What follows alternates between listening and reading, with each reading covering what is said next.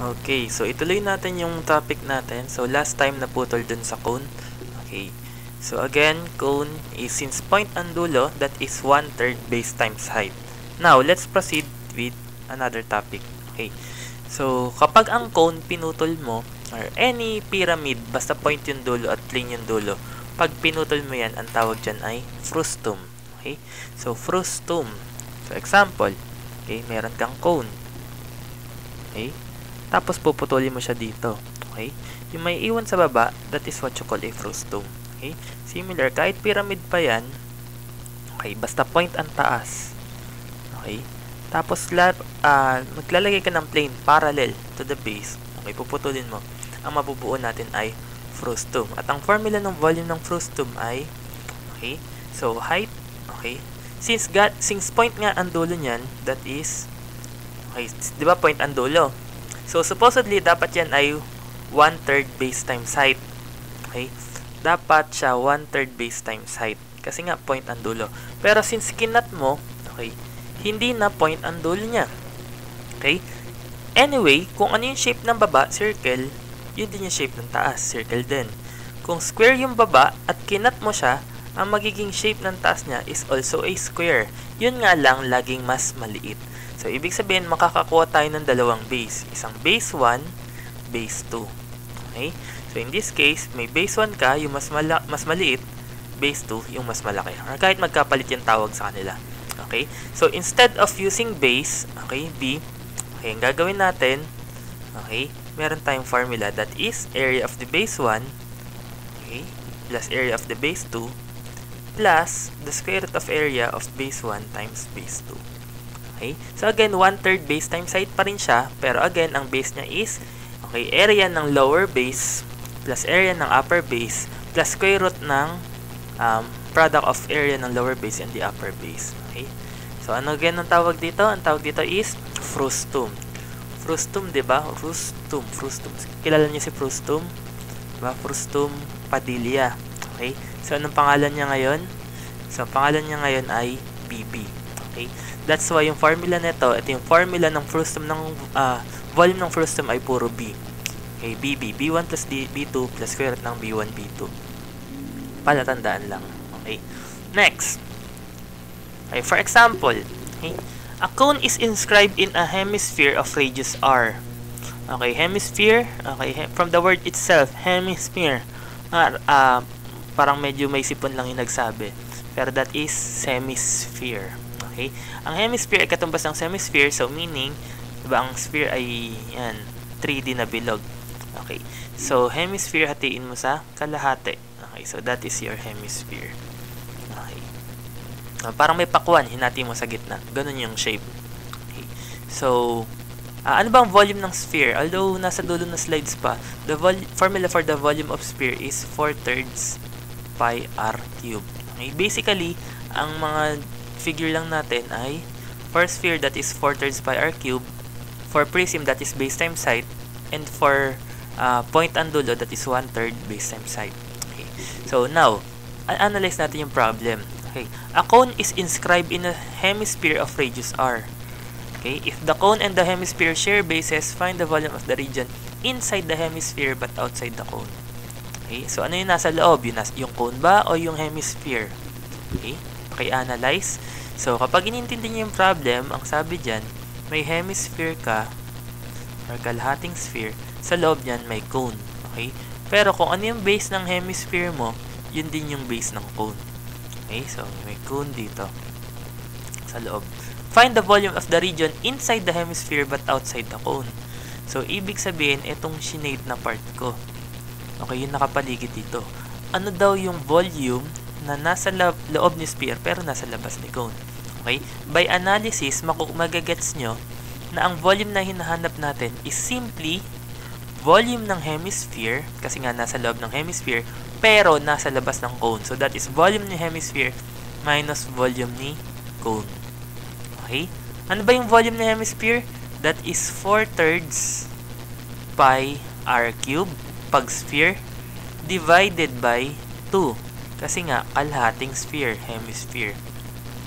Minus volume ng cone. Ano ba yung volume ng cone? recall natin, volume ng cone is 1/3 base times height. Pero since ang base mo ay circle, so that is 1/3 pi r squared h. Okay? So, para ma-subtract mo siya, dapat, okay, in terms of pi r cube din to. So, tingnan natin. Pag in-analyze natin or tiningnan natin sa side view to, okay, pag tiningnan mo ng side view, ganito yung labas niyan. Okay? Ito yung hemisphere, ito yung triangle. Okay? Okay, since hemisphere yan, ito ay radius ng circle. Okay, ito yung radius ng circle and at the same time, siya rin yung height ng cone. Okay, so pag tiningnan nyo, okay, since galing siya sa circle, the radius of the circle or the hemisphere is equal to the height of that cone. Okay, therefore, yung h dito, instead of using h, pwede ko ring gawing r. Okay, kasi equal lang naman sila. So, pag sinimplify mo, that is 1/3 pi r cube. Okay, so I will write here 1/3 pi r cube. Okay, simplify natin 4/3 pi r cube all over 2. Pag sinimplify mo yan, okay, pares tong denominator. So that will become 4/6. Or pag sinimplify natin, 4/6 pag sinimplify, that is 2/3 pi r cube minus 1/3 pi r cube. Okay, since pares naman silang pi r cube, subtract lang natin yung coefficient. So that is 2/3 minus 1/3. The answer is 1/3. So your answer now is 1/3 pi r cube. Okay? So ang 1/3 pi r cube dyan is letter D. Okay? Next topic or next example tayo. Okay? So pyramid again, basta point ang dulo, that is 1/3 base times height. Okay? So kung ano man shape ng base na yan. Frustum, again, 1/3 base times height. Okay, ito pa din yan. Okay, kung ano man shape ng base mo, kung triangle man yan, kung square, basta area of that base. Okay, so yung smaller base or upper base, that is smaller base plus larger base plus square root ng smaller base times larger base. Okay. Example, the frustum of a regular triangular pyramid has equilateral triangle for its bases. Okay? Frustum, tapos regular triangular pyramid. So, i-assume natin na triangle yung dalawang base natin. Okay? So, kung tutusin, dapat kompleto siya. Okay? Pero since pinutol nga natin, okay, ito na lang siya. Okay, natapya siya. Ito. Okay? Again, the formula is 1/3 base times height kasi galing sa point. So, the volume of this one is paano ba to? Wait lang. Hold natin. Okay, so the volume is 1/3 base times height. Okay? Pero ang base nga natin, since dalawa yung base natin, so frustum siya, okay, kay BB. So that is B1 plus B2 plus square root ni B1, B2. Okay? Times H. Okay? So, ang hinahanap is the altitude or the height. Okay? So, syempre, kailangan mo muna makuha yung smaller base and upper base. Okay? Ano yung area ng smaller base and upper base? Okay. Dun sa previous, since binigay na equilateral triangle yung base niya. Okay? So, again, recall nyo, dun sa previous video, okay, the formula for the area of an equilateral triangle is galing sa area ng triangle na 1/2 AB sin theta. Okay? Since 1/2 AB sin theta yan, at ang equilateral triangle, meaning equal yung side, so yung AB mo is parehas S. So, instead of AB, I will write S squared. Okay? So, that is 1/2 S squared sin theta. Okay? And for equilateral triangle, again, lahat ng angle ay 60 degrees. So, that is 1/2 S squared sin 60 degrees. Okay? So, therefore, yung B1 ko, that is 1/2, sabi sa problem, okay, 9 meter yung isang base, yung side ng isang base. So, that is 9 squared sin 60. Okay. Yung isa naman, okay, 1/2. Okay, 3 meters naman yung side ng isa. So, ito, parang 9 meters per side. Yung taas, 3 meters per side. Okay. So, that is 1/2 AB sin theta. Okay. So, ang gagawin ko, okay. So, i-on ko to. So, that is 1/2 times 9 squared times sine 60. Oops. Tandaan nyo yung 60 nyo, angle, naka-degrees. So, dapat make sure na naka-degrees ang calcu. Okay? Degrees dapat. So, that is 1/2 times 9 squared sine 60. Okay. So, that is 35.0740. Okay? Yung base to naman, 1/2, 3 squared sine 60. So, palitan ko na lang yung 9 ng 3. Okay? So, yung base to natin is, press SD para mas madaling makita, 3.8971. Okay? So, ang hinahanap sa atin is the altitude. Okay? Given na yung volume. So, palitan natin yung volume. So, given sa problem, that is 118.2 is equal to 1/3. Base 1 natin is 35.0470 plus base 2 is 3.8971 plus square root ni B1, B2. So, 35.0470 times 3.8971, okay, times height. Okay? Pwede nyo again i-shift solve or divide nyo to dito. Okay? So, hindi na mag-shift solve. Gagawin ko na lang yon. So, that is 118.2. So, i-cross multiply ko. Ibababa ko to lahat. All over 1/3 times 35.0470 plus 3.8971 plus square root ni 35.0470 times 3.8971.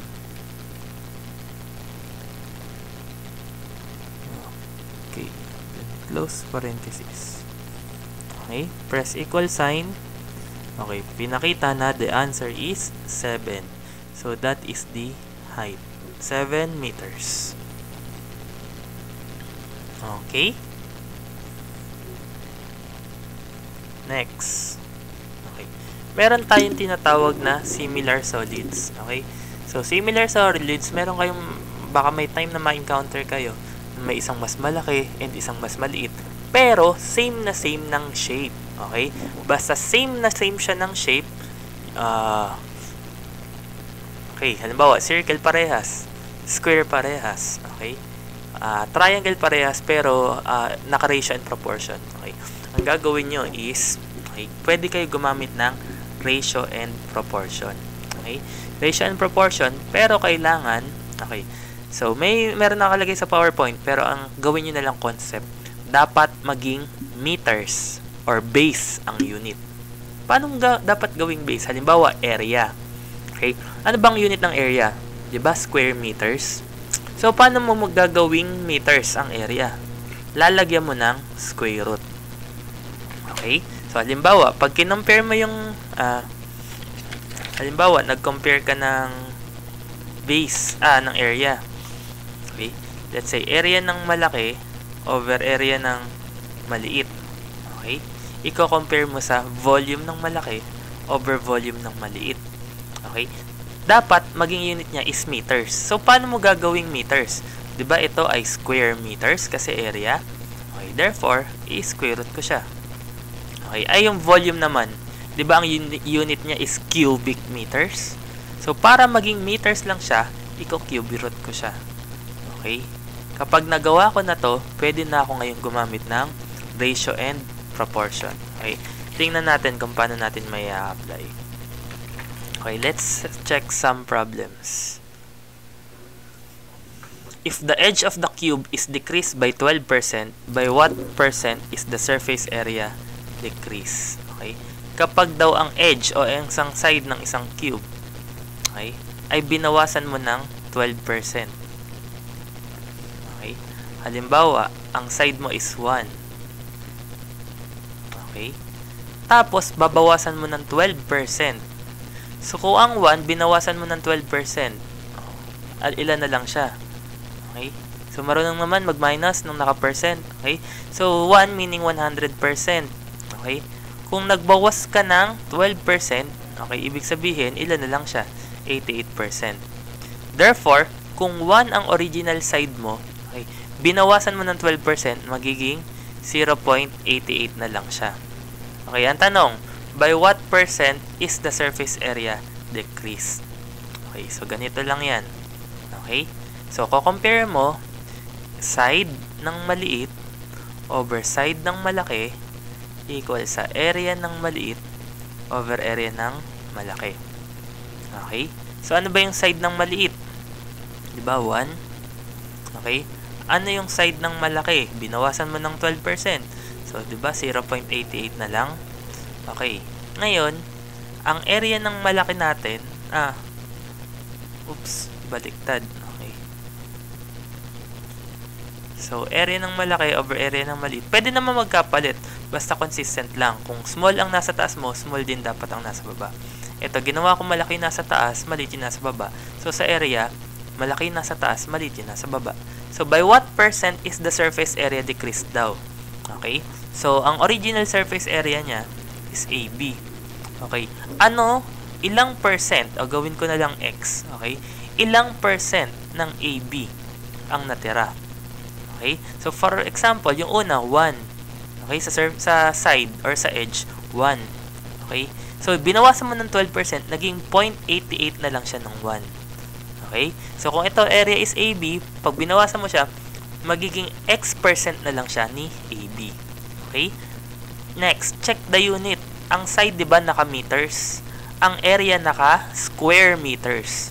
So, para magpareha silang unit na meters, lalagyan ko ng square root both sides. Okay? And kapag in-square root ko yung both sides, magka-cancel yung AB, AB. Ang matitira na lang sa akin is 1 over 0.88 is equal to 1 over square root of X. Okay? Pwede nating i-shift solve. So, 1 over 0.88 is equal to 1 over X. Okay? Then, press shift solve equals. Okay? So, kung ang original na surface area mo ay 100%. Okay? Ay, nakalimutan ko yung square root. Okay. Kung ang original area ko ay 100, surface area ko is 100%, ang bagong surface area ko na lang ay 77.4% na lang nang natira. Okay? So, therefore, 77.44% na lang yung natira sa akin na bawasan. Okay, ang tanong, by what percent is the surface area decreased? Okay, so from 100, naging 77.44%. So, i-minus natin. So, ang nabawas sa kanya is 22.56%. Or, pag ni-round off mo, that is 23%. Pag tinanong, ilang percent ang natira, so yun yung 77.44%. Okay, since ang tinanong ulit is, ilan yun nabawas?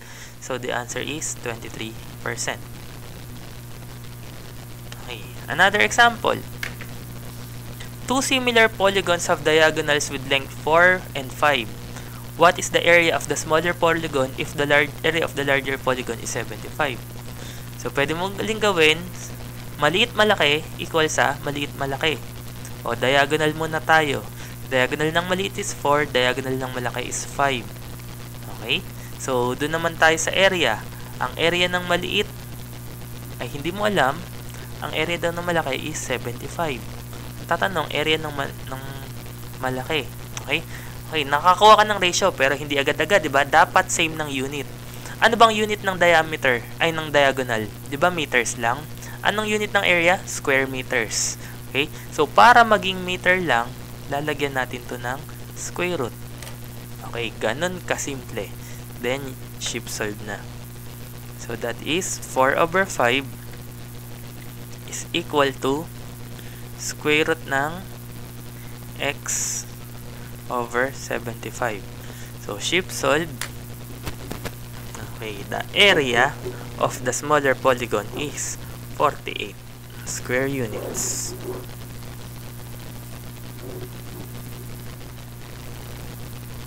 Okay. Ko-commercial muna ulit tayo. Okay, magda-draw ulit ako ng number. The lucky number. Okay, so ito muna is hindi pa 'to yung sa raffle. Okay, sa raffle ng pa-plus. Again, may pa-raffle ako ng plus. Okay? So make sure lang na nag-comment kayo dun sa previous video. Okay? So kuha tayo ngayon ng bola. Okay? At ang lucky number na lumabas ay, okay, take note kasi baka lumabas sa exam. That is 68. Okay. 68. Okay. Pakitandaan yung mga number na lumalabas. Gagamitin natin to sa bonus question. Okay. Tapos na ang commercial. Balik tayo sa topic. Okay. Regular polyhedron. Kung sa polygon, meron tayo tinatawag ng mga regular polygon. Di ba? Ano ba pag regular polygon? Lahat ng side, di ba? Pare-parehas. Okay? So, pag sinabi mo namang regular polyhedron, lahat ng face pare-parehas. Okay? Meron lang tayong 5 posibleng regular polyhedron. Okay? So, ano yung mga regular polyhedron natin? So, isip kayo, ano kayang mga 3D figure ang lahat ng side pare-parehas? Normally, ang una nyo maiisip ay cube. Okay? So, that is 1. Meron pang 4 na natitira. Okay? Yung isa, triangular pyramid. Okay? Sa right triangular pyramid, okay? Ayan. Parang yung dice nung event sa Mobile Legends. Okay? Triangular pyramid. Okay. So, may ano pa yung iba? So, ito yun. Isa-isahin natin. So, regular polyhedron. Okay. Ito lang. Okay? Pakitandaan ang formula ng area, volume. Sige, wag na muna yung radius of inscribed sphere. Okay, lalabas sa exam.